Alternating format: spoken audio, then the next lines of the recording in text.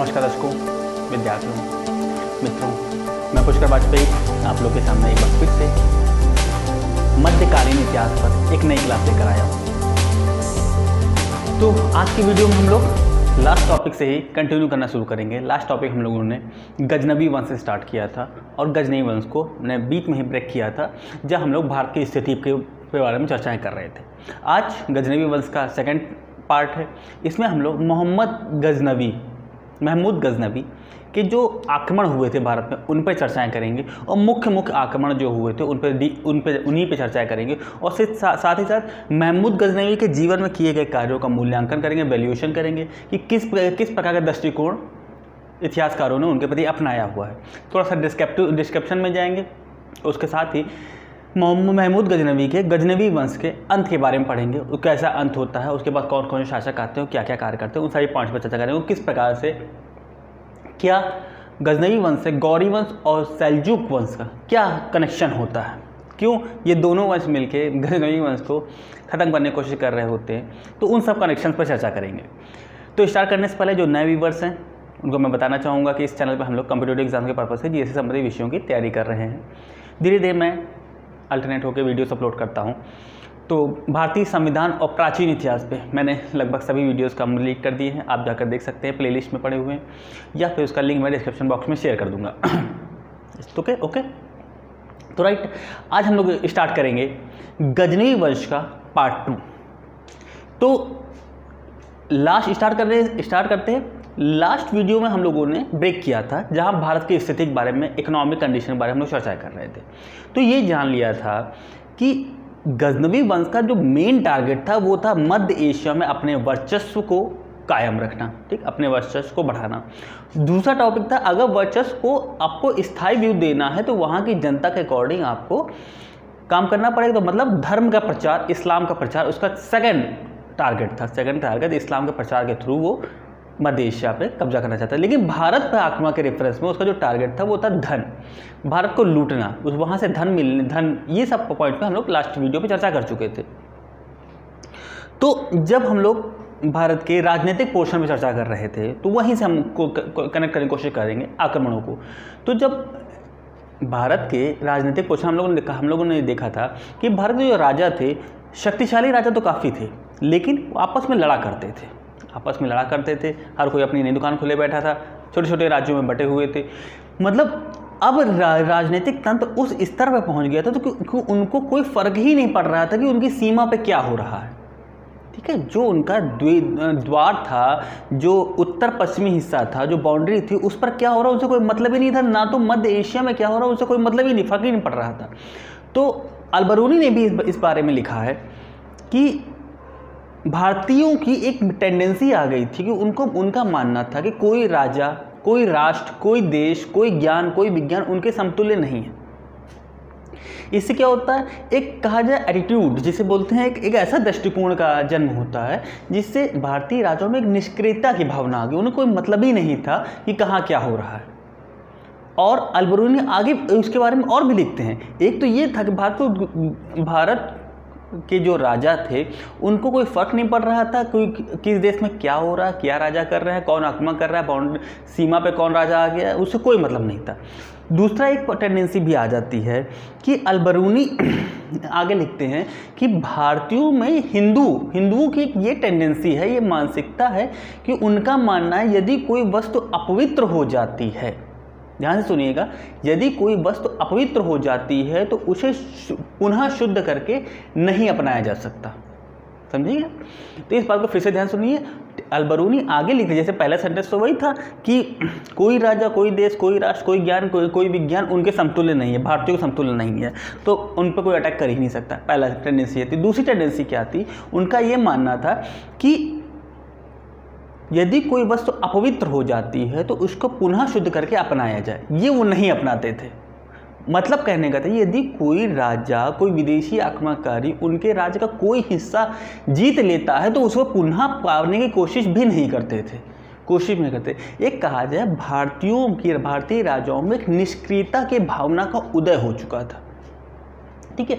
इसी कारण एक विदेशी आक्रमणकारी भारत में आके अटैक करता है और एक बार नहीं कईयों बार अटैक करता है। ठीक है, तो ये अब कारण समझ में आ गया कि भारत की स्थिति की रेफरेंस में एक कंक्लूजन समझ में आ गया कि क्यों अटैक हुआ था। पहला तो धन की स्थिति, मंदिरों को पहले तो राजा को लूटना था, दूसरा टारगेट था मंदिरों को भी लूटना था, क्योंकि उसको ये रियलाइज़ हो गया था महमूद गजनवी को कि भारत का असली धन तो मंदिरों में हो गया है। राजाओं के पास तो है, लेकिन अब मंदिरों में भी काफ़ी धन आ गया है।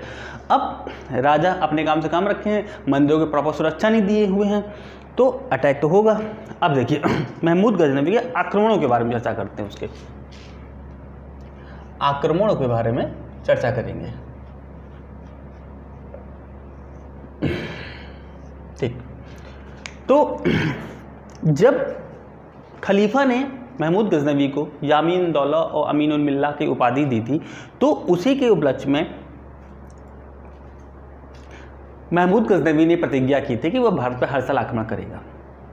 तो आक्रमणों के रेफरेंस में पहले तो मैं बता दूँ, मैं सिर्फ इंपॉर्टेंट आक्रमण पढ़ाऊंगा, सारे 17 के 17 आक्रमण नहीं पढ़ाऊंगा, उससे कोई फायदा नहीं है। दूसरी बात, महमूद गजनवी प्रतिज्ञा तो हर साल करने की थी, लेकिन हर साल उसने नहीं किया। इतिहासकारों के अकॉर्डिंग, अब किया हो तो नहीं कह सकते, लेकिन इतिहासकारों के अकॉर्डिंग उसने हर साल आक्रमण नहीं किया था। 1000 ईस्वी से लेकर 1027 ईस्वी तक उसने लगभग 17 बार आक्रमण किया। इतिहासकारों में मतभेद है, लेकिन सर्वमत यही है कि महमूद गजनवी ने 17 बार आक्रमण किया और हेनरी इलियट का ये मत है। ठीक है, तो महमूद गजनवी ने 17 बार आक्रमण किया। ठीक है, हेनरी इलियट का ये मत है, इलियट का ये मत है कि उसने 17 बार आक्रमण किया था। कब से कब तक किया था? 1000 ईस्वी से 1027 ईस्वी तक। तो इम्पॉर्टेंट आक्रमणों पे हम लोग चर्चा करेंगे। तो सबसे पहले स्टार्टिंग करते हैं फर्स्ट आक्रमण। ठीक, पहला आक्रमण कब हुआ था, फर्स्ट पे चर्चा करेंगे। फर्स्ट आक्रमण गया था, मैंने बताया था उत्तर पश्चिमी का जो एरिया था, उत्तर पश्चिमी का एरिया था, उसी से सबसे पहले कहा जाए एंट्री पॉइंट है, वहीं पे आक्रमण करेंगे। तो देखिए उत्तर पश्चिमी का जो एरिया था उस पर हिंदू शाही वंश का शासक था और वो तत्कालिक रूप से वहाँ जयपाल का शासन चल रहा था। किसी किसी बुक में जयसिंह भी लिखा रहता है। तो जयपाल का अभी आगे और कन्फ्यूजन आएंगे, मैं सभी दोनों कन्फ्यूजन भी क्या आएंगे वो भी मैं बताता जाऊंगा, कई आएंगे अभी पॉइंट्स, उन सब पे बताऊंगा। तो जयपाल को लेकर चलते, ज़्यादातर मोस्टली बुक में जयपाल लिखा हुआ है। तो हिंदू शाही वंश में जयपाल का शासन था। महमूद गजनवी ये बात जानता था कि यदि हम सीधे जयपाल पर अटैक करेंगे तो उसको तो ये नहीं पता था ना कि भारत वाले एक साथ यूनिटी नहीं है। तो उसने क्या किया, सबसे पहले जो हिंदू शाही भारत में इनके उत्तर पश्चिमी एरिया से एंट्री करते हुए जो हिंदू शाही राज्य था, इसके सीमावर्ती भाग को जीता था। सीमावर्ती क्षेत्रों को, कुछ क्षेत्रों को जीत लिया था। जयपाल को ये बात पता भी चल गई थी, सीमावर्ती क्षेत्रों को जीत लिया है। और दूसरा जो अफगानिस्तान और पाकिस्तान के जो क्षेत्र हैं, इन पर भी कब्जा कर लिया। फर्स्ट आक्रमण में हुआ, फर्स्ट आक्रमण उसने दो काम किए, अफगानिस्तान का क्षेत्र और पाकिस्तान का, तत्कालिक इस समय जो अफगानिस्तान और पाकिस्तान के क्षेत्र है, और दूसरा हिंदू शाही क्षेत्र के सीमावर्ती जो किनारे किनारे के क्षेत्र है उनको जीत लिया। अब जयपाल को ये बात पता चल गई। ठीक है, तो सेकंड जो अटैक था, एक बात और, अब आप अलग अलग बुक्स में पढ़ेंगे तो ये पाएंगे कि इस आक्रमण के बारे में रेफरेंस नहीं किया, जो सेकंड आक्रमण हो उसी को फर्स्ट बताया गया। तो उस बुक की जरा ध्यान से समरी पढ़ने की कोशिश करिएगा, उसमें सिर्फ महत्वपूर्ण आक्रमणों के बारे में ही चर्चा की गई होगी। उसने ये नहीं बुक में लिखा होगा कि ये पहला आक्रमण था, उसने कहा था पहला महत्वपूर्ण आक्रमण था। ठीक, समरी भी जानने की कोशिश करिएगा, लेकिन पहला आक्रमण यही था। और क्योंकि मैंने ये इसलिए बताया कि इसी आक्रमण से दूसरा आक्रमण कोरिलेट करने की कोशिश करूंगा। ठीक है, जो आक्रमण एक दूसरे से कोरिलेट होंगे बस उन्हीं को पढ़ाएंगे। तो देखिए इसी से अब दूसरा आक्रमण, अब देखिए जब जयपाल के हिस्से में सीमावर्ती राज्यों में कब्जा कर लिया था महमूद गजनवी ने, तो अब जब जयपाल अटेंटिव हो गया था, मतलब अलर्ट हो गया था, अब उसको पता था कि सेकेंड आक्रमण होगा। पहला 1000 ईस्वी में, अब ये 1001 ईस्वी में। ठीक, ये चला 1000 में और ये चला 1001 में। ठीक है, अब देखो इसमें क्या होता है। इसमें होता है जयपाल और गजनवी की युद्ध होता है, गजनवी का युद्ध होता है और इस युद्ध को बोला जाता है वाई हिंद का युद्ध, वाई हिंद का प्रथम युद्ध, फर्स्ट युद्ध। ठीक है, फर्स्ट वर्ड होता है।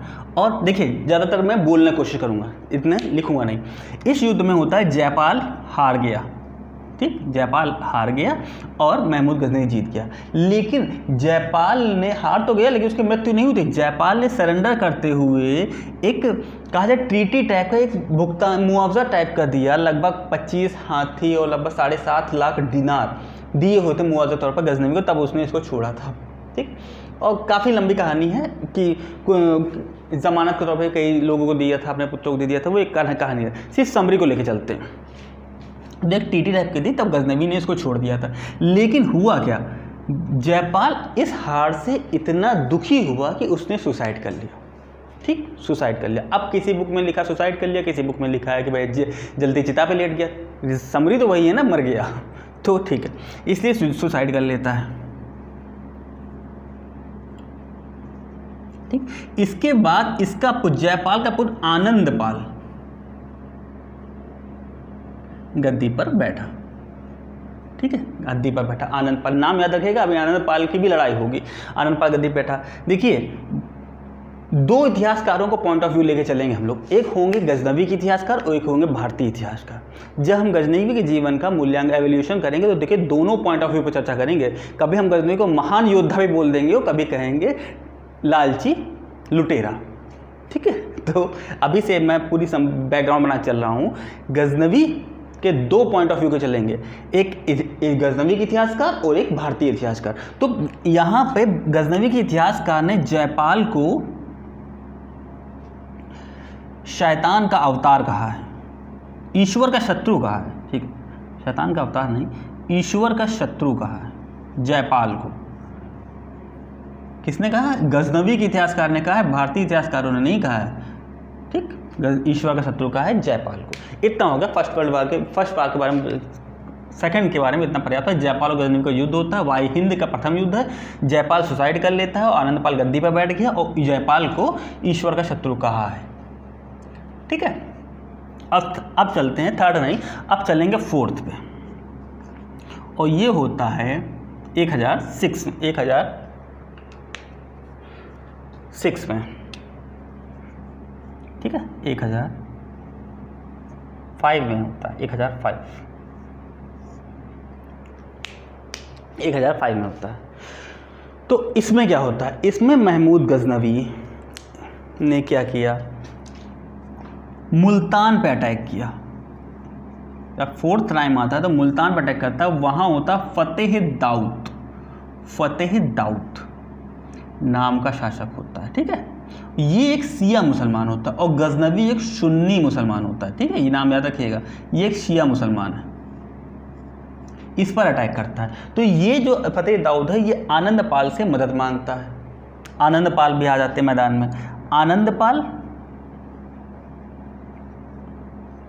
फतेह दाऊद और वर्सेस हो गया गजनवी। युद्ध होता है भैरा नामक जगह पर, इन तीनों का युद्ध होता है। तो इसमें क्या होता है, गजनवी फिर जीतता है, ये सरेंडर कर देते हैं और ये भाग जाता है कि आनंदपाल अभी मरा नहीं, अभी भाग गया है। ठीक है, तो आनंदपाल बच के भाग गया। अब देखिए यहाँ पे क्या हुआ, फतेह दाऊद सरेंडर कर देता है। तो गजनवी जब लौट के जा रहा होता है तो आनंदपाल के पुत्र सुखपाल को, आनंदपाल का पुत्र सुखपाल, अब देखिए किसी बुक में बताया पुत्र है और किसी बुक में बताया ये उसका नाती था। ठीक है, तो अब लेकिन पुत्र को ज़्यादा प्रेफरेंस मिल रहा है। सुखपाल को मुल्तान का शासक नियुक्त कर देता है। ठीक, मुल्तान का शासक इसको बना देता है। और क्या है, सुखपाल को इस्लाम कबूल कर लेता है। ठीक, इस्लाम स्वीकार कर लिया। देखिएगा, इस्लाम स्वीकार किया इसने, और इस्लाम स्वीकार करने के बाद इसी को नौशाह शाह कहा जाता है। नौशाह शाह नाम याद रखिएगा, एग्जाम में पूछा गया है ये, नौशाह शाह किसे कहा गया है। ठीक, सुखपाल को ही कहा गया जो आनंदपाल का पुत्र था। हिंदू शाही राज्य से। ठीक है, इतने क्योंकि फोर्थ अटैक हो गया। फिर से एक बार देखते हैं, मुल्तान पर अटैक करते हैं। फतेह दाऊद शासक होता है, शिया मुसलमान होता है। फतेह दाऊद आनंद पाल से मदद मांगते हैं, तो आनंद पाल फतेह दाऊद वर्सेस गजनवी का मैच हुआ। गजनवी जीत जाता है, फतेह दाऊद ने सरेंडर कर दिया, आनंद पाल भाग गया। तो अब मुल्तान का शासक गजनवी सुखपाल को नियुक्त कर देता है, जो आनंद पाल का पुत्र होता है, और आनंद पाल इस्लाम स्वीकार कर लेता है और नौशाद शाह नाम से जाना जाता है। ठीक, उपाधि धारण कर लेता है या इसका नाम नौशाद शाह पड़ जाता है। ठीक, अब इसके बाद चलते हैं। देखिए, पहला और दूसरा कोरिलेट कर रहा था, अब फोर्थ और फिफ्थ अटैक कोरिलेट करेंगे। फिफ्थ अटैक पढ़ते हैं 1006 में। वही कोरिलेट करने के बाद अब सुखपाल यहाँ पे बगावत कर देता है। सुखपाल यहाँ पे बगावत करता है, क्या करता है, इस्लाम छोड़ देता है और गजनवी की बात नहीं मानता, बगावत कर देता है। तभी इसी बगावत को सुखपाल के दंड देने के लिए गजनवी ने दोबारा अटैक किया। सुखपाल को दंड देने के लिए गजनवी ने अटैक किया और दोनों का युद्ध होता है और सुखपाल को बंदी बना लिया जाता है। ठीक, यहाँ पे कोलेट हो गया दोनों, तो यहाँ खत्म, फिफ्थ आक्रमण खत्म हो गया। अब चलते हैं सिक्स्थ अटैक। सिक्स्थ अटैक में चलते हैं, ये होता है 1008 में।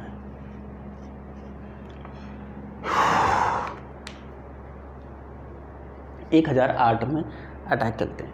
तो देखिए, आनंद पाल बच के तो भाग गया, लेकिन गजनवी के दिमाग में था मैंने अटैक किया था फतेह दाऊद से, और ये आनंद पाल बीच में क्यों आ गया, तो उसकी मदद करने के लिए जो रास्ते में आया उससे युद्ध दोबारा हुआ जरूर है। अभी हम और उदाहरण मिलेंगे। तो देखिए, आनंद पाल से इनका तो हिसाब किताब कर दिया था सुखपाल का दोबारा आके, लेकिन आनंद पाल का हिसाब किताब अभी बाकी था, भाग गए थे बच के। तो ये सिक्स अटैक में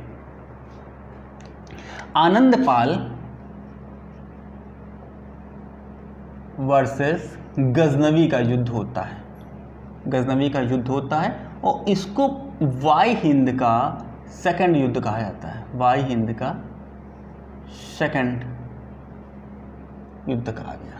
ठीक है, इसमें आनंद पाल ने क्या किया था, ऐसा क्या होगा आनंद पाल दोबारा बाहुबली बन गए। तो आनंद पाल ने क्या किया था, ये युद्ध शायद सिंधु नदी के किनारे पेशावर नामक जगह पर लड़ा किया। इसमें आनंद पाल ने उज्जैन, कन्नौज, राजस्थान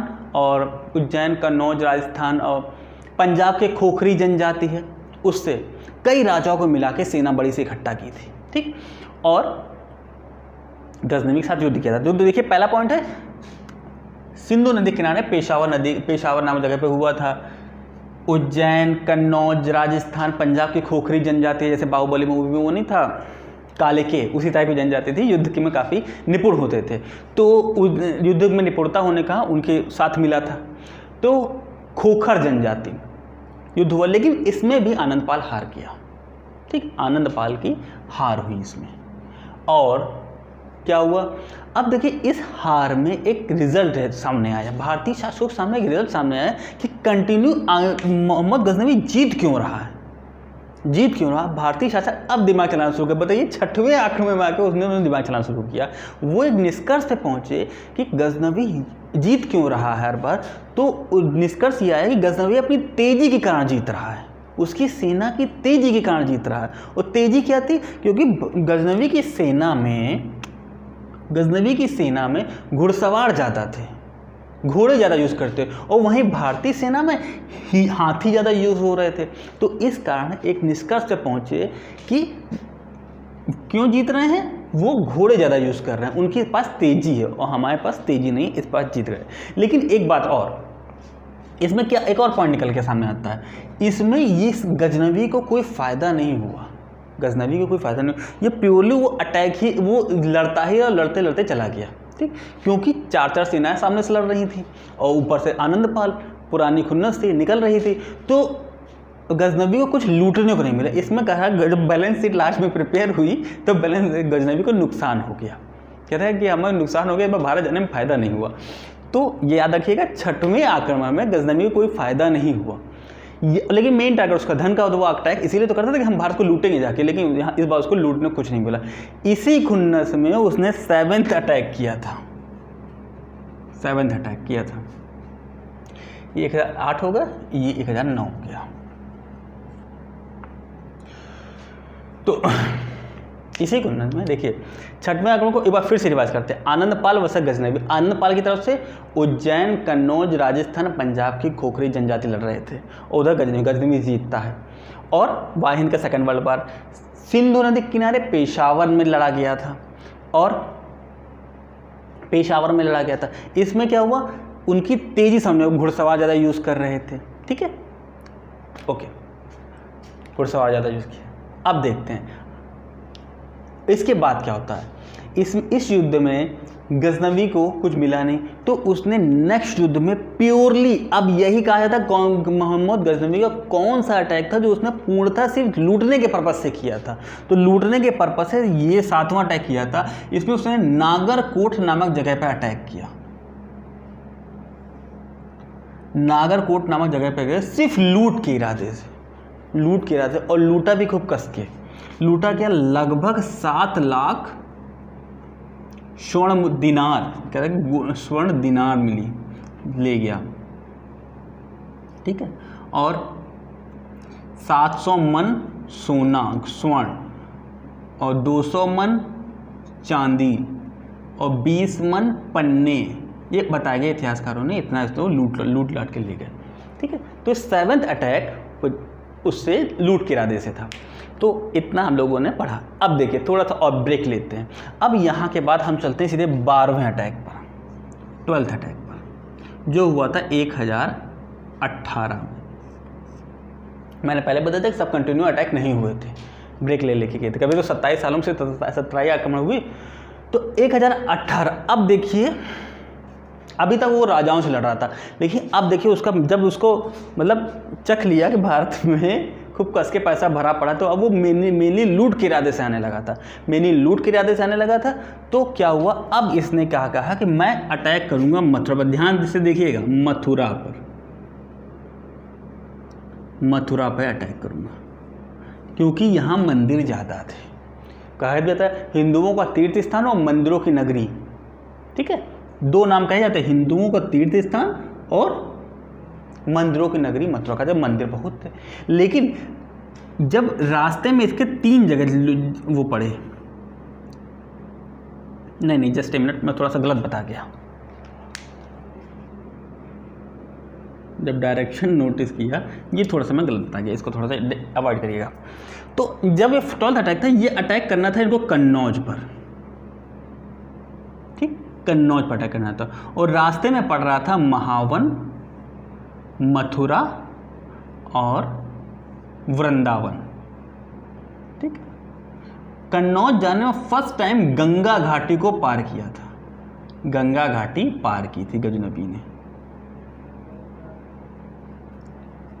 अब समझिएगा, कन्नौज जाना है और रास्ते में पड़ रहा महावन, मथुरा, वृंदावन, ठीक। लेकिन यहाँ पे क्या हुआ, कन्नौज में शासन है, नोटिस थोड़ा सा सुनिएगा, कन्नौज में शासन है गुर्जर प्रतिहार वंश के राजा, राजपूत राजा, राज्यपाल का, ये नाम रखिएगा, राजपूत राजा राज्यपाल, गुर्जर प्रतिहार वंश के। अभी रेफरेंस फिर से आएगा।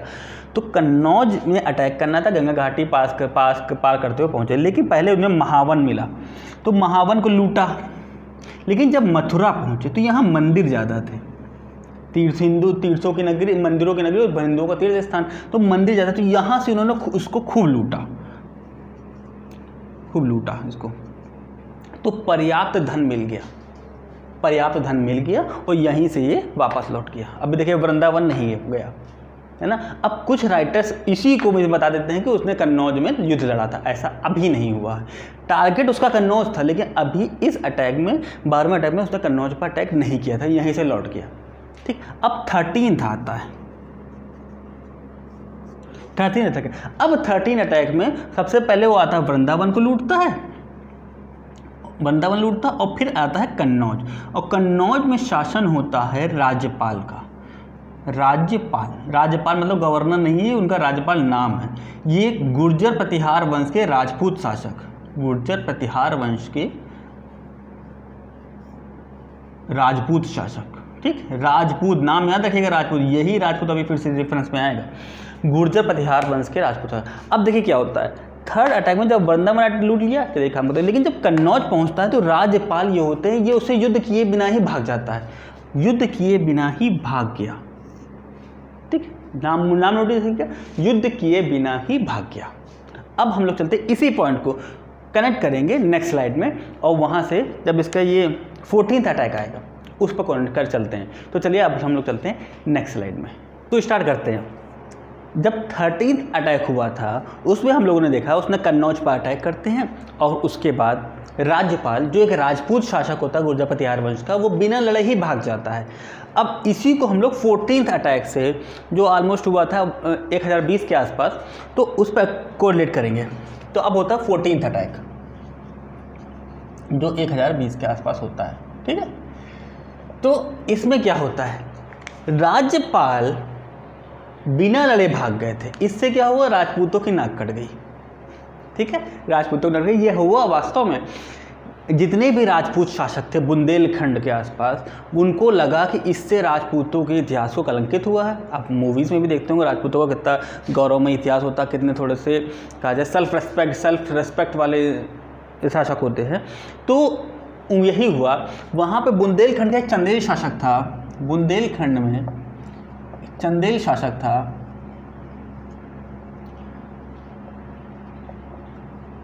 क्या नाम था उसका, विद्याधर शासक था। ठीक है, इसको ये बात बड़ी बुरी लगती है कि एक राजपूत शासक होकर बिना लड़े आप भाग गए। तो क्या होता है, ये एक संघ बनाता है, वहीं ग्वालियर के आसपास, मध्य बुंदेलखंड के आसपास के सारे राजपूतों शासक को मिला के एक संघ बना लेता है, मतलब एक संगठन टाइप का बना लेता है, और राज्यपाल को ढूंढवाता है, उसकी हत्या करवा देता है। राज्यपाल को ढूंढवा के उसकी हत्या करवा दिया। इससे क्या होता है, गजनवी गुस्सा आ गया था। गजनवी कहता है कि राज्यपाल के मेरे कारण तुमने राज्यपाल को मना दिया, जिससे हमारी लड़ाई नहीं हो, तो गजनवी दोबारा आता है और विद्याधर से गजनवी की लड़ाई होती है। विद्याधर, और इसी 14th अटैक में विद्याधर वर्सेस गजनवी की लड़ाई होती है, और इसमें विद्याधर हार जाते हैं। हारते हारते ये पराजित हो जाते हैं, जो फिर वहाँ से भाग जाते हैं। ठीक है, ये 14th अटैक हुआ। अब इसके बाद हम लोग चलते हैं 14 के बाद चलते हैं सीधे 15th अटैक पर। ठीक है, 14 के बाद हम लोग चलते हैं 15th अटैक पर। ये हुआ है 1021।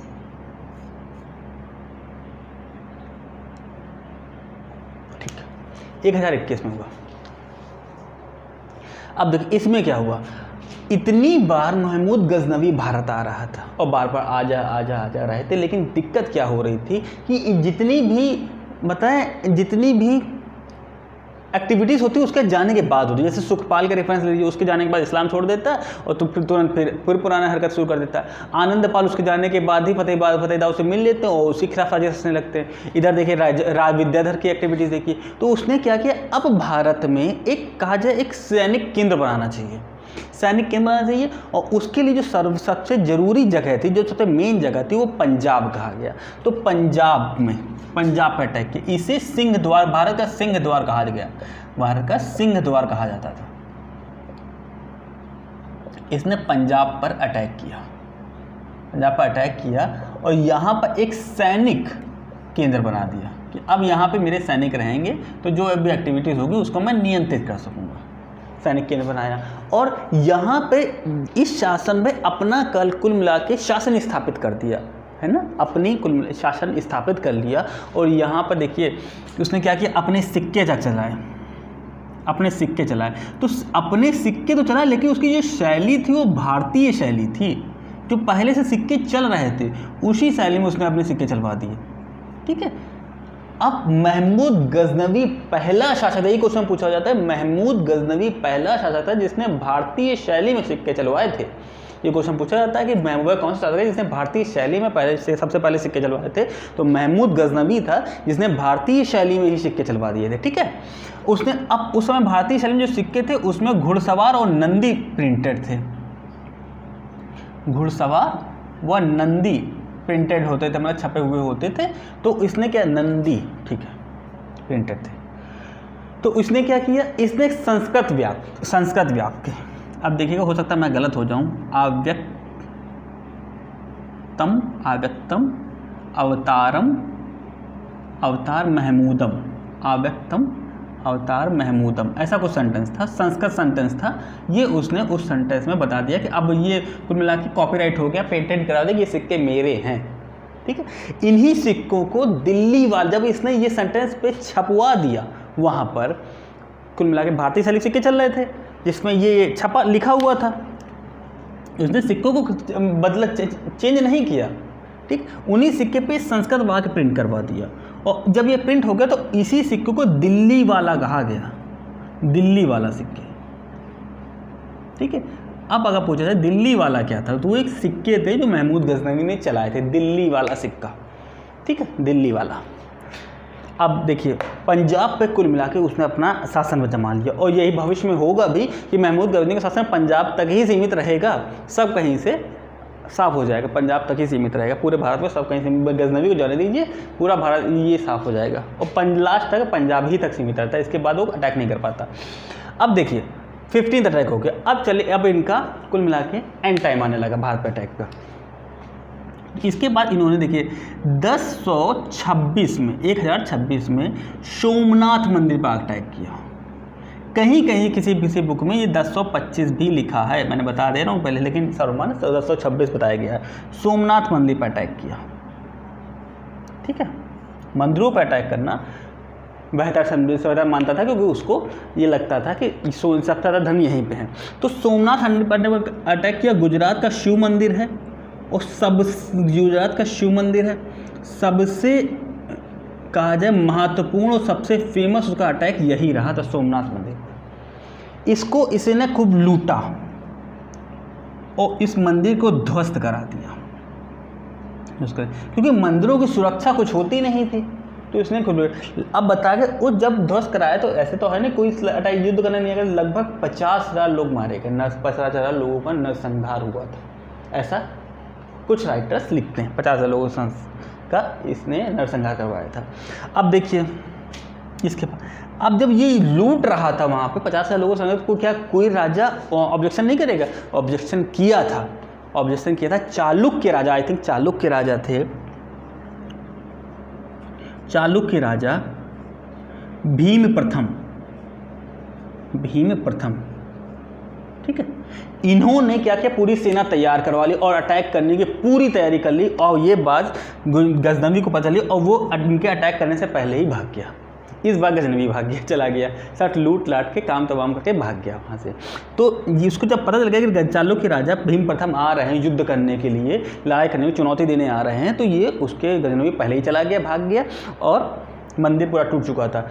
अब देखिए, जो मंदिर रिपेयर करवाया था वो इन्हीं ने करवाया है। ठीक है, चालुक्य राजा भीम प्रथम ने ही सोमनाथ मंदिर को कहा जाए रिजेनोवेट करवाया या जीर्णोद्धार करवाया, उसको रिपेयर करवाया। और देखिए, अब देखिए जब वो जा रहा था लौट के, तो वही उत्तर पश्चिम रास्ते से जा रहे थे, तो वहीं पर पंजाब की खोखरी जनजाति, मैंने कहा था काफ़ी खतरनाक युद्धों में निपुण जनजाति होती थी, इन्होंने वहीं पर जाटों ने इसके साथ संघर्ष किया। हार गए वो, मालूम, वो एक अलग बात है, लेकिन इसको रोकने का प्रयास किया, इसके साथ संघर्ष किया जाटों ने और खोखर जनजातियों ने। जाटों व खोखर ने इसके साथ संघर्ष किया, लेकिन फिर भी गजनवी भाग निकला। ठीक है, यही पॉइंट हो चुके जाटों और खोखर को। अब समझ में आया, सोमनाथ मंदिर पर अटैक किया था 226 में, लूटा ध्वस्त किया, और भीम प्रथम ने जब युद्ध करने आया तो गजनवी भाग गया। भागते टाइम जाटों खोखरों ने इसके साथ संघर्ष किया था, लेकिन रोक नहीं पाए थे। सोमनाथ मंदिर को रिपेयर कराने का काम भीम प्रथम ने ही करवाया था। अब देखिए, इसके बाद लास्ट वन है जो 1027 में अटैक हुआ था, इसका 17वां अटैक, और वही इन्हीं के साथ हुआ था, जाटों खोखरों। इन्होंने इसका रास्ता रोका था ना, तो अब वो दोबारा आया इनसे अटैक करने के लिए, जाटों और खोखरों का, जाटों व खोखरों वर्सेस गजनवी, और इसमें गजनवी की जीत हुई थी। ठीक है, ये लास्ट अटैक था, इसके बाद खेतक। अब देखिए 17th अटैक में हम लोगों ने ऑलमोस्ट 10 अटैक के बारे में पढ़ा। ठीक है, एक क्वेश्चन उठता है लोगों के बीच में कि क्यों बार बार आ रहा था, जा रहा था, आ रहा था, जा रहा था। ठीक है, कुछ लोग पूछते हैं कि वो यहीं रुक के क्यों नहीं शासन कर रहा था, पहली बात ये। दूसरी बात, क्या कारण था उसके, जो अटैक का प्रोसीजर क्या था, क्या किसी बात को लोगों ने कुछ बात नोटिस की? तो हाँ, कुछ बातें नोटिस समरी के तौर पे सामने आती हैं। पहले तो इनकी हम लोग मृत्यु करवा देते हैं। तो 1030 में महमूद गजनवी की मृत्यु हो जाती है। उसके बाद उसका बेटा मसूद बनता है। अभी हम लोग इस सब बारे में पढ़ेंगे। उसके बाद लगभग 15 शासकों ने 1086 तक शासन करते हैं और कोई इतिहास खास नहीं रहा है। क्योंकि अब देखिए एक थोड़ा सा समझ लीजिए, ये भारत का नक्शा है, ठीक, थोड़ा सा आप लोग समझने की कोशिश करिए, ये समझने की कोशिश करिए। तो इस एरिया से आ रहे थे, इस एरिया से, तो यहाँ पर सपोज करिए इस एरिया में गजनवी वंश प्रॉस्पर हो चुका है, ठीक, पंजाब के एरिया में प्रॉस्पर है। यहाँ पर कहीं पे गौरी वंश का शासन था उत्तर में, और इस साइड था सेल्जुक वंश का, जो सीरिया और ईरान से रिलेटेड था, ठीक है। तो दोनों से गजनवी वंश की दुश्मनी थी। ये थोड़ा सा कॉन्सेप्ट क्लियर रखिएगा, अभी इसकी जरूरत पड़ेगी। जब हम लोग गौरी वंश भी पढ़ेंगे तो भी इसकी जरूरत पड़ेगी। यहाँ पर था सेल्जुक और इधर था गौरी, ठीक। गौरी एक छोटा सा गौर देव वंश थे, वो एक छोटा सा था, लगभग 200 किलोमीटर की दूरी थी इनकी भी, और छोटा साम्राज्य था। लेकिन इनकी दुश्मनी बहुत पुरानी थी, मतलब कुल मिला के फैमिली वार चल रहा था, काफ़ी पुराने थे। लेकिन जब ये गौर छोटे थे, गौर वंश छोटा साम्राज्य था, जिसके कारण ज़्यादा अटैक नहीं करता था। लेकिन जब धीरे धीरे गजनवी वंश कमज़ोर होता गया और वो उनकी ताकत बढ़ती गई, तो इसी के कारण, और जो सेल्जुक थे ये और ख़तरनाक थी, ईरान और सीरिया और अक्सिया से रिलेटेड इनका क्षेत्र था, तो ये भी इनसे भी इनकी प्रतिद्वंद्विता चलती थी। तो इन दोनों ने शासकों ने मिलकर गजनवी वंश को ख़त्म कर दिया, ठीक है। ये थोड़ा सा कॉन्सेप्ट, अभी हम लोग डिटेल में चलेंगे तो और उनको क्लियर करेंगे, लेकिन अभी आपको समझाने के तौर पर बता दिया मैंने। तो 1086 से शासन चल रहा था, ठीक है। मसूद अटैक करते हैं 1086 में, जब सेल्जुक वंश अटैक करके गजनवी वंश की एक नींव तोड़ देता, मतलब रीढ़ की हड्डी तोड़ देती इनको। मतलब कुल मिला के अगर ये भी देखा जाए, जो पुराने, उसके बाद मशहूर के बाद जो शासक आते हैं, मादू आते हैं, कई शासक आते हैं, उनमें कोई योग्य होता नहीं है किसी के अंदर। ये कहा जाए मादू को तो ये कहा जाए डरपोक शासक भी कह दिया गया है। कोई मतलब कुल मिला के कहता है अपनी भाषा में गट्स किसी के पास होते नहीं है। तो सेल्जुक वंश का भय हमेशा लगा रहता था अटैक का, ठीक है, उनको डर लगा रहता था कि अटैक का। और गौर वंश धीरे धीरे डेवलप हो रहा था। अलाउद्दीन हुसैन, अभी हम सब पे चर्चा करेंगे। अलाउद्दीन हुसैन आता है, एक बार तो आगे पूरे गजनी को जला के चला जाता है, तो इनसे भी डर होता है इनका। तो इससे कारण ये प्रॉस्पर नहीं हो पाता, तो धीरे धीरे कंसोलिडेट होते जा जाते हैं। और जब 1986 में मोहम्मद गौरी, जो गजनवी वंश का लास्ट शासक खुसरो मलिक,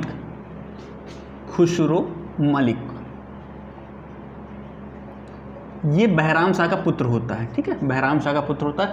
इसको किमबंदी बना लेते हैं और 1092 में इसकी हत्या करवा देता है। मोहम्मद गौरी हत्या करवाता है, ठीक है, मोहम्मद गौरी।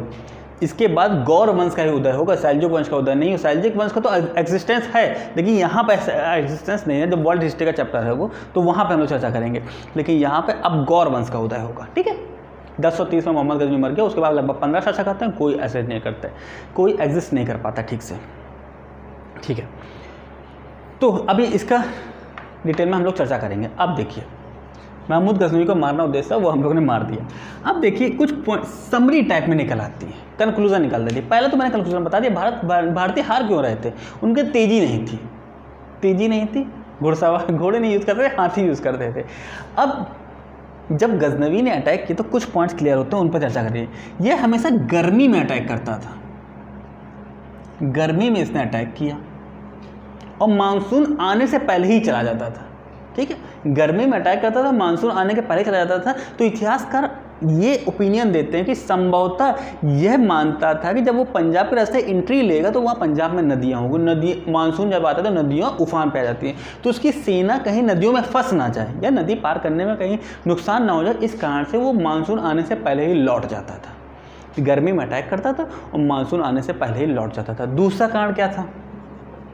दूसरा कारण ये बताया गया है कि वो बार बार अटैक इसलिए करता था क्योंकि उसने कभी भी भारतीय राजाओं को पुनर्गठित या संगठित होने का मौका नहीं देना चाहता था। वो होता भी सुखपाल जहाँ विद्रोह करता उसका दोबारा आके उसको दंडित करके गया। विद्याधर ने विद्रोह करने की कोशिश की, विद्याधर को अटैक मारा आके।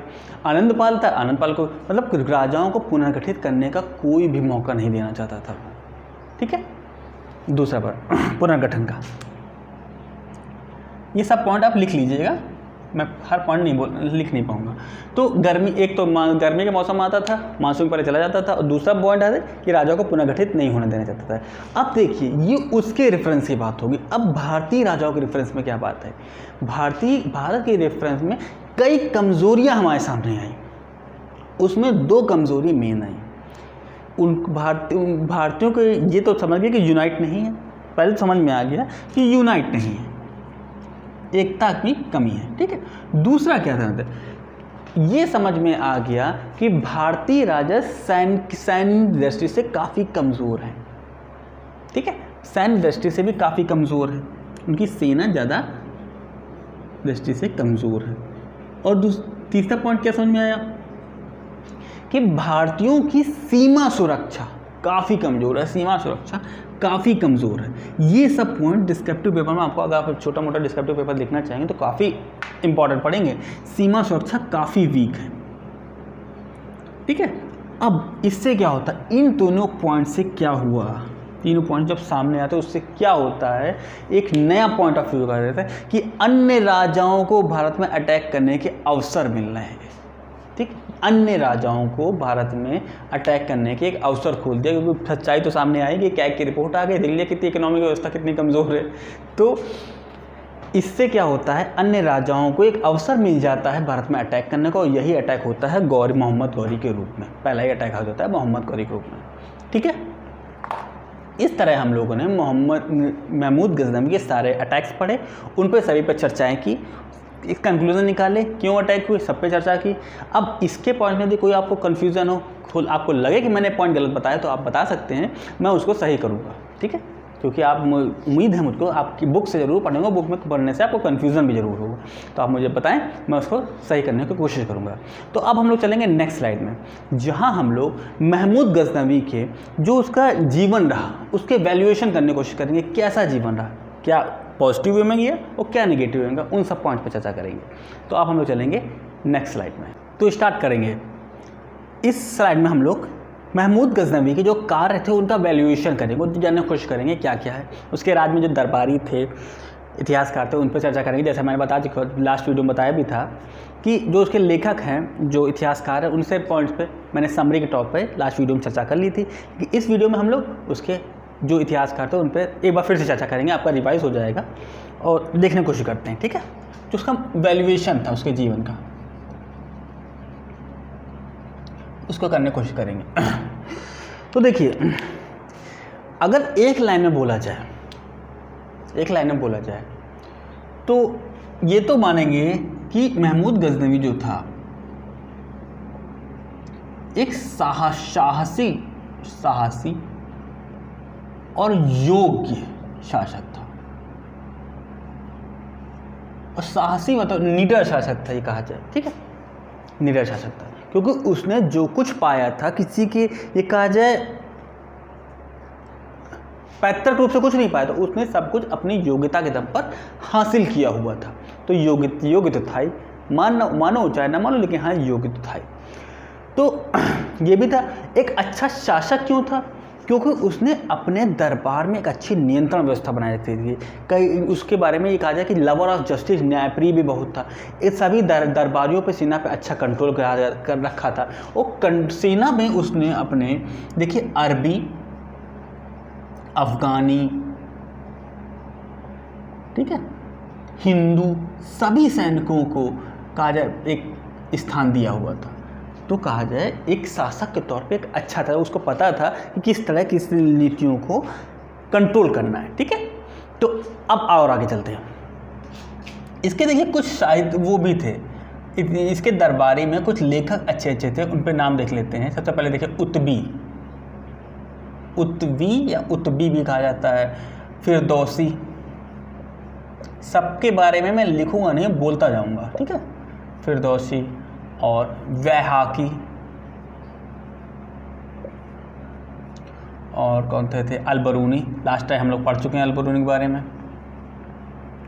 ठीक है। तो एक एक करके थोड़ा सा समराइज होकर देख लेते हैं, ठीक। उत्बी ये इसका था शाही इतिहासकार था, जो इसके दरबार का शाही इतिहासकार था,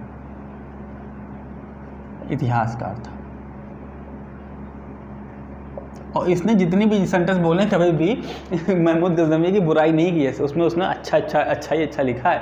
क्यों? सैलरी वही थी, तो सैलरी तो उसको महमूद गजनवी से ही मिलती थी, तो बॉस इज ऑलवेज राइट वाला थ्योरम था इसका, उत्बी, ठीक है। तो शाही इतिहासकार था और इसने लिखी है तारीख ए यामिनी,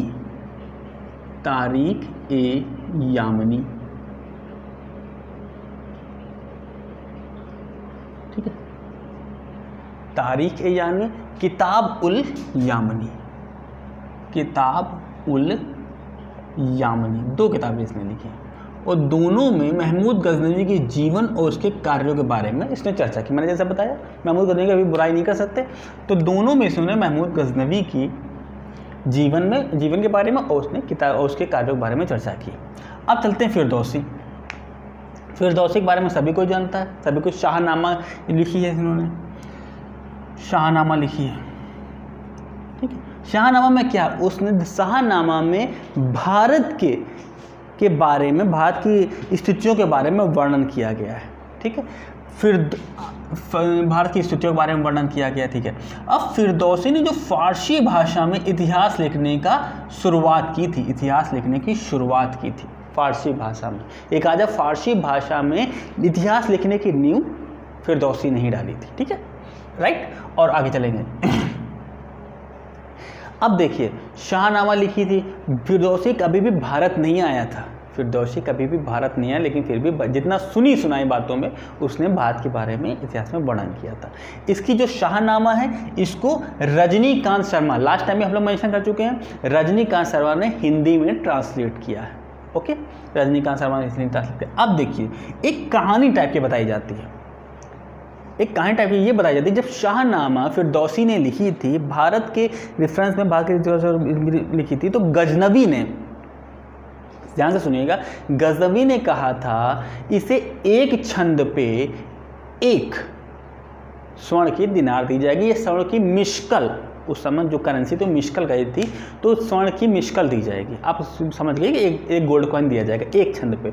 अब ये यूनिट अलग अलग बुक में बताई गई है। किसी ने कहा था शाहनामा लिखने पर जो शासक गजनवी ने प्रॉमिस किया था इसे 60,000 मिशकल दिए जाएंगे, और कहीं के लिखा एक छंद पे इसको 1 मिशकल दी जाएगी। तो देखिए गोल्ड मिशकल कहा था, सोने की स्वर्ण की मिशकल दी जाएगी शाहनामा लिखने पर, महमूद गजनवी ने इससे प्रॉमिस किया था। लेकिन जब शाहनामा लिख गई थी तो गजनवी ने इसे चांदी की मिशकल दी थी, जिससे फिरदौसी नाराज़ हो गया था और गजनी छोड़ के चला गया था। अब इसके बाद क्या होता है, ये अब गजनवी अपनी बात से पलटा क्यों था, गजनी इससे बात पलटा क्यों, उसकी का हितैषी था, उसने षड्यंत्र रच दिया, अय्याज नाम था, उसने षड्यंत्र रच दिया कि फिरदौसी के बारे में उल्टा सीधा उसके कान भर दिए, इससे गजनवी ने ऐसा किया। लेकिन जब गजनवी को सच्चाई पता चलती है तो फिर उसने फिरदौसी को वही जो डील हुई थी 60,000 मिशकल भिजवाए थे, लेकिन उस समय फिरदौसी की मृत्यु हो चुकी थी, ठीक है। ये कहानी थी। जब एक बार शाहनामा फिर चर्चा करेंगे। शाहनामा फारसी भाषा में लिखी गई है। फारसी भाषा में इतिहास लिखने की शुरुआत फिरदौसी ने की थी। इसमें भारत के स्थितियों के बारे में वर्णन किया गया है। शाहनामा का हिंदी अनुवाद रजनीकांत शर्मा ने किया है, और इस फिरदौसी कभी भारत नहीं आया था, और जो मैंने मिशकल वाली कहानी से वो है, ठीक है। अब देखिए वैहाकी। अब हाँ एक और, इसे पूर्व का होमर कहा जाता है। फिरदौसी की उपाधि है पूर्व का होमर। ये एग्जाम में पूछा गया पूर्व की होमर को उपाधि किसे मिली है। फिरदौसी को पूर्व का होमर कहा जाता है, ओके। अब चलते हैं वैहाकी। इनकी एक बुक है तारीख ए वैहाकी, तारीख ए वैहाकी। इसने जो किया है वो 1059 तक का इतिहास, शासकों का इतिहास अपने इस बुक में लिखा हुआ है। जो गजनवी वंश के 1059 तक जो शासक आए थे उनका इतिहास इसमें लिखा गया है, ठीक है। इसे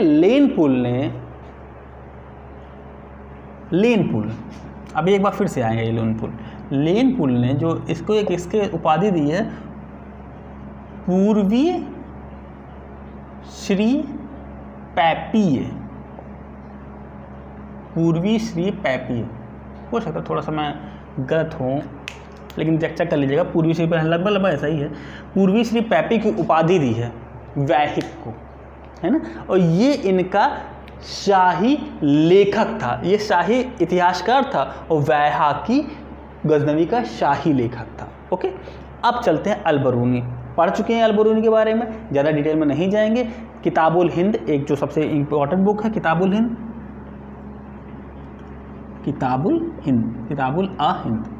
इसमें इन्होंने 1030 तक के इतिहास को वर्णित किया है। ठीक है। और किताबुल हिंद देखिए अरबी भाषा में लिखी है, इसको पहले ट्रांसलेट किया फारसी भाषा में और फिर ट्रांसलेट किया गया इंग्लिश में। इंग्लिश में किसने किया? इंग्लिश में किया इसको सुचाऊ ने। देखिएगा नाम सचाऊ या सुचाऊ ऐसा कुछ नाम है। सुचाऊ ने किया, तो नाम क्या था? अलबरूनी इंडिया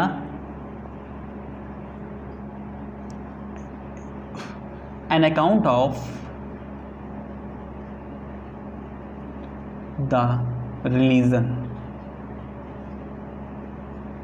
ठीक है, एन अकाउंट ऑफ रिलीजन। इस टाइटल से सुचाऊ ने अलबरूनी की किताबुल हिंद की बुक का ट्रांसलेट किया इंग्लिश में।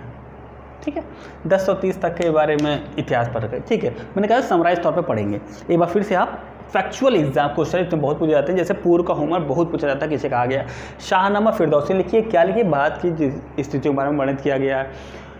फिरदौसी की डील हुई थी लेकिन उसका पेमेंट नहीं हो पाया था। ठीक है, अब और आगे चलते हैं। देखिए, अब जो मैं पॉइंट बताने जा रहा हूँ इसके बारे में कुछ राइटर अवॉइड भी करते हैं कि इसने ऐसा कुछ किया नहीं था, लेकिन हाँ ऐसा कुछ एक राइटर हैं जो लिखते हैं ऐसा कि इसने साहित्यिक दृष्टि से तो अपने दरबार में इतने लेखकों को रखा था, लेकिन इसने कला स्थापत्य की दृष्टि से थोड़ा काम किया था, ज़्यादा नहीं किया था, थोड़ा बहुत काम किया था। इसने विदेशों से वास्तुकार बुलवाए थे। ठीक है, विदेशों से वास्तुकार बुलवा के अपने यहाँ निर्माण करवाए थे। इसीलिए इतने आश्चर्य को देखकर इसे पूर्व का आश्चर्य भी कहा गया। इसकी जो बिल्डिंग्स इसने बनवाई थी, थोड़ी बहुत बिल्डिंग बनवाई थी, जिसमें एक पुस्तकालय, एक विश्वविद्यालय और एक बांध बनाया था नवार नदी पर एक बांध बनवाया था जिसका नाम था बाढ़ ए सुल्तान। एक बांध था ये। ठीक है, एक बांध था जिसका बाढ़ सुल्तान नाम था। इसी तरह के काम इसके कार्यों को देखते हुए इसे पूर्व का आश्चर्य भी कहा गया। ठीक, अब और आगे चलते हैं। स्थापत्य हो गया। अब देखिए इसके कैरेक्टर का वैल्यूएशन करेंगे। कैरेक्टर का वैल्यूएशन करते हुए हम जब देखते हैं तो दो पॉइंट ऑफ व्यू मिलते हैं। जैसे जो इसके इतिहासकार थे वो तो बहुत अच्छा लिखे। कहा गया कि ये एक न्यायप्रिय दयालु विद्या प्रेमी और शुद्ध विचारों वाला इसको बताया। कितना शुद्ध विचारों वाला वो तो आप सब कुछ देख ही रहे थे। ठीक है, लेकिन आगे ये भी लिखा जाता है कि ये कहा जाए धर्म के प्रति शुद्ध विचार वाला था, यानी कि धर्म के प्रसार के लिए इसने बहुत बड़े बड़े कार्य किए थे। इसका कहने का मतलब ये था, इतिहासकारों का कहने का मतलब ये था कि जो इसने भारत पर अटैक किए थे वो धर्म के प्रचार के लिए किए थे। इसने अपने धर्म के प्रचार के लिए काफ़ी महत्वपूर्ण कदम उठाया, ऐसा इसके इतिहासकारों ने कहा। अब देखिए न्यायप्रिय ऐसा क्यों कहा गया? ऐसा एक कहानी भी बताई जाती है कि जब इसके भतीजे ने, महमूद गजनवी के भतीजे ने एक बार एक स्त्री के साथ उसकी इच्छा के विरुद्ध उसका कार्य सम्मान भंग करने की कोशिश की थी। ठीक है, उसके गजनवी के भतीजे ने एक स्त्री की इच्छा के विरुद्ध उसका सम्मान भंग करने की कोशिश की थी, तो महमूद गजनवी ने उसका कत्ल कर दिया था। इसीलिए कहा था ये बहुत ही न्यायप्रिय शासक था। दूसरी, दयालु, इसने समाज के हर वर्गों को बराबर सम्मान दिया। अपने से जहाँ जहाँ इसका शासन रहा उसने समाज, देखिए जो सेना में उसने हर वर्ग को अपने स्थान दिया था। विद्या प्रेमी, देख ही रहे हैं आप लोग। शुद्ध विचारा, शुद्ध विचारा का मतलब यह है कि जो आपका धर्म है वही धर्म है, उसके अलावा वो किसी पर विश्वास नहीं करता था। कुल मिला के कट्टर अपने कह रहे अपने धर्म के प्रति एक कट्टर मुस्लिम व्यक्ति की भूमिका निभा रहा था, ठीक है। इसीलिए इसने अपने इतने अटैक किए। अब दूसरी बात, जब इंडियन दृष्टिकोण, भारतीय इतिहासों का दृष्टिकोण आता है तो वहाँ ये लिखते हैं इसको शैतान का अवतार कहा गया है, शैतान का अवतार बताया गया, ठीक है, शैतान का अवतार बताया। और ये बताया कि एक साहसी डाकू, देखिए साहसी डाकू बताया है, और लालची लुटेरा और कला का निर्दयी नाशक बताया गया। पूरी देखिए बुराई और तो पूरा बुराई, यहाँ तो उन्होंने अच्छा लिखा और यहाँ भारतीय इतिहासकारों ने इसके बारे में बुराई लिखी। शैतान का अवतार बताया, एक साहसी डाकू बताया, साहसी था ही तभी तो 17 बार अटैक कर दिया। और एक लालची लुटेरा हर बार लूट के जाता था। कला निर्दयी था क्योंकि जितने मंदिर थे उनके सबको तोड़ा फोड़ा किया। ये बात ये बताया गया कि इसने हमारे नगरों को तोड़ा, एक नरसंहार करवाया, इस बारे में इसको ऐसा बताया गया, ठीक है। अब एक लेन पूल का सेंटेंस है, लेन पूल का सेंटेंस ऐसा लिखते हैं, फिर लिखते हैं कि गजनवी ने माना कि अपने जीवन में कई अटैक्स किए, सब कुछ धन जीता, लेकिन अपने पीछे वो कुछ छोड़ नहीं गया, कुछ भी छोड़ नहीं जाता। अपने पीछे एक अव्यवस्थित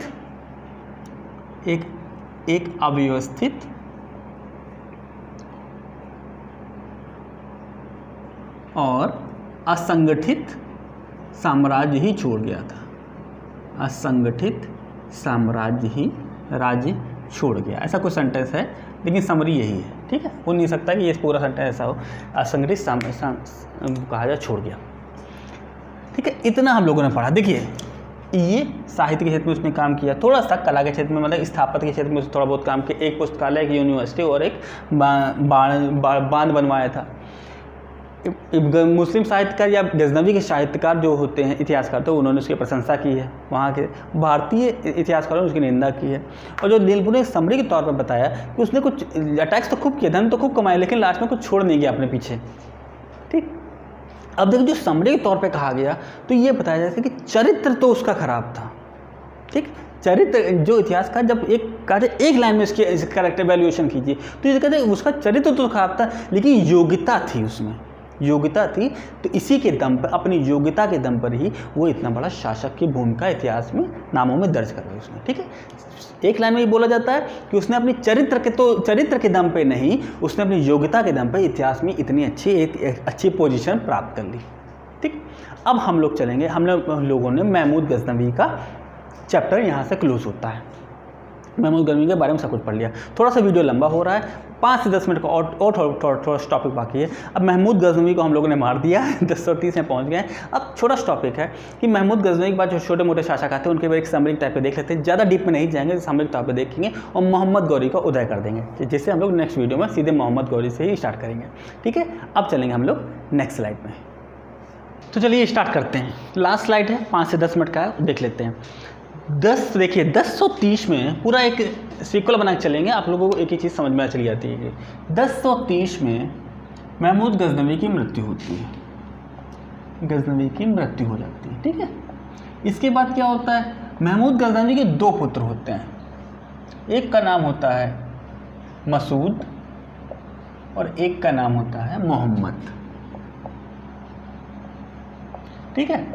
तो गजनवी ने दोनों के बीच में राज्यों का बंटवारा कर दिया था, लेकिन फिर भी राज्य की सर्वोच्चता की स्थिति प्राप्त करने के लिए दोनों में युद्ध हो जाता है, दोनों में युद्ध होता है और युद्ध में मसूद जीतता है और क्या करता है, मसूद जीतने के बाद मोहम्मद को अंधा करवा के बंदी बना लेता है, ठीक है। मसूद मोहम्मद को अंधा करवा के बंदी बना लेता है, ठीक, और खुद गद्दी पे बैठ गया, ये खुद गद्दी पे बैठ गया। इसके बाद क्या हुआ, गद्दी पे बैठ गया, लेकिन फिर वही मैंने कहा 2 वंश बहुत ही कहा जाए, ईरान और सीरिया साइड से सेल्जुक और उधर गौर वंश, दोनों अपना उदय कर रहे थे, क्योंकि इसके बाद गजनवी के बाद कोई भी ऐसा शासक नहीं आया गट्स वाला शासक जो इसमें योग्यता हो किसी को हरा सके। तो कहीं ना कहीं मशहूद कमज़ोर शासक की भूमिका में आया। तो मर्व में 1040 में एक युद्ध हुआ जिसमें मशहूद और सैलजुक वंश का युद्ध होता है, ठीक है, 1040 में। इसमें मशहूद हार जाता है, मशहूद हार गया, और मशहूद हार के कहाँ जाता है, लाहौर में शरण लेता है, लाहौर में शरण लिया, लाहौर में शरण लेता है। उसके बाद क्या होता है, इस मौके का फ़ायदा मोहम्मद अच्छी तरह उठाता है, ठीक, मोहम्मद उठाता है। और मोहम्मद क्या करता है कि मसूद को मरवा देता है। यहाँ पर मोहम्मद मसूद को मरवा देता है, मरवा दिया। अब मोहम्मद क्या करता है, अपने पुत्र की सहायता से मसूद को मरवा दिया। अब मोहम्मद गद्दी पर बैठता है, गद्दी पर मोहम्मद बैठ गया, अंधा है लेकिन हाँ बैठ गया पुत्र की सहायता से। लेकिन यहाँ पे क्या हुआ कि जो मसूद का पुत्र है मादू, मसूद का पुत्र है मादू, इनको बल याद आ जाता है अपना, मसूद का पुत्र है मादू। ये क्या करता है, मोहम्मद और उसके पुत्र इस दोनों को मार देता है और खुद गद्दी पर बैठ गया। अब ये मद्दू गद्दी पर बैठ गया यहाँ पर, ठीक। लेकिन ये भी एक डरपोक शासक, इसको एक डरपोक शासक की भूमिका दी गई। इसके पास डर नहीं था, ये हमेशा डरा करता था कि कहीं हम पर ये सैलजुक वंश के लोग सैलजुक वंश अटैक ना कर दे, ठीक, अटैक ना कर दे, इस पर में डरा किया करता था। तो हुआ वही 1046 के बाद 1046 तक, ठीक है। उसके बाद क्या होता है, 1055 में जब सैलजुक वंश की प्रतिद्वंद्विता बहुत बढ़ गई थी, सैलजुक वंश की प्रतिद्वंद्विता बढ़ गई थी, और गौर वंश भी अपनी कहा जाए एक अच्छी कंडीशन में आ गए थे, ठीक है, दोनों से इनकी दुश्मनी थी। अब देखिए 1055 में 1046 तक ये मद्दू का शासन रहता है, उसके बाद टुच्चे पुच्चे मतलब छोटे मोटे शासक आया करते हैं। तो 1055 में बड़ी घटना घटती है। 1055 में गौर वंश का होता है, एक गौर वंश का शासक होता है अलाउद्दीन हुसैन, ठीक, ये शासक होता है। अब ये क्या करता है, गजनी पर अटैक करके उसको पूरी तरह जला देता है, जला दिया इसने गजनी, ठीक है, पूरी तरह जला दिया। अब कुछ राइटर्स ऐसा लिखते हैं कि उसने ऐसा नरसंहार करवाया था गजनी में कि सब लोगों को मार दिया था, और जो लोग मर गए, जो शासक मर गए थे गजनवी वंश के, इन शासकों की कब्रों से इनकी हड्डियां निकलवाई थी, उनको भी जलवाया था ये अलाउद्दीन हुसैन, मतलब इतनी खुन्नस भरी हुई थी। इसीलिए इसे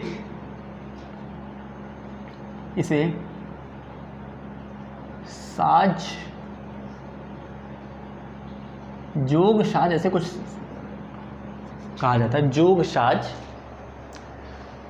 की संज्ञा दी जाती है, मुझे याद नहीं आ रहा है अभी, जोगसाज या जगत दाहक, जोगसाज ऐसे कुछ नाम है इसका, जोगसाज, ठीक है, मुझे याद दिलाइएगा, मैं कमेंट सेक्शन में बता दूंगा इसको। जोगसाज की इसको उपाधि दी गई, मतलब विश्व का संहारक, जैसे जाग सोज या जोगसाज ऐसे कुछ संहार है, तो इसको कहा जाती है। और एवं वह जगत दाहक की उपाधि भी दी गई है अलाउद्दीन हुसैन को, ठीक, 1055 में घटना होती है। अब इसके बाद चलते हैं 1086 में। शासन किसका है, बहराम शाह के पुत्र खुसरो मलिक, बहराम शाह के पुत्र खुसरो मलिक का शासन है। खुसरो मलिक ये भी काफ़ी डरपोक टाइप का कहा जाए शासक था। ये मोहम्मद गौरी को तो पहले कहता है अटैक मत करना, उसको कभी गिफ्ट भिजवाया करता है, भेंटे गिफ्ट किया करता था, ऐसा बताया गया इतिहासकारों ने कि कुछ टाइम तो मोहम्मद गौरी को गिफ्ट या भेंटे करता था कि हम पे अटैक मत करना, हमको शांति से बैठे दो। लेकिन 1986 में शहाबुद्दीन मोहम्मद गौरी इस पर अटैक करते हैं, मोहम्मद गौरी इस पर अटैक करता है और इसको बंदी बना लेता है, और 1992 में इसकी हत्या कर देता है, और इसके साथ ही गजनवी वंश ख़त्म हो जाता है, ठीक, मोहम्मद गौरी का गजनवी वंश खत्म। अब इसके बाद गौर वंश स्टार्ट होगा। एक बार फिर से पूरा रिवाइज करते हैं, ध्यान से देखिएगा। 1030 में मोहम्मद गजनवी मर जाता है, उसके बाद मसूद और मोहम्मद 2 पुत्र होते हैं। दोनों में राज का बंटवारा हो जाता है, लेकिन मसूद और मोहम्मद में युद्ध होता है। मसूद मोहम्मद को युद्ध में हरा के उसको अंधा करवा देता है और खुद गद्दी बैठ जाता है। 1040 में जब मर्व का युद्ध होता है उसमें मसूद लाहौर में छुप जाता है। मौके का फ़ायदा उठाकर मोहम्मद अपने पुत्र के साथ मिलकर मसूद को मरवा देता है। इस बात से मादू को भी बल याद आता है, वो मोहम्मद और उसके पुत्र दोनों को मार देता है।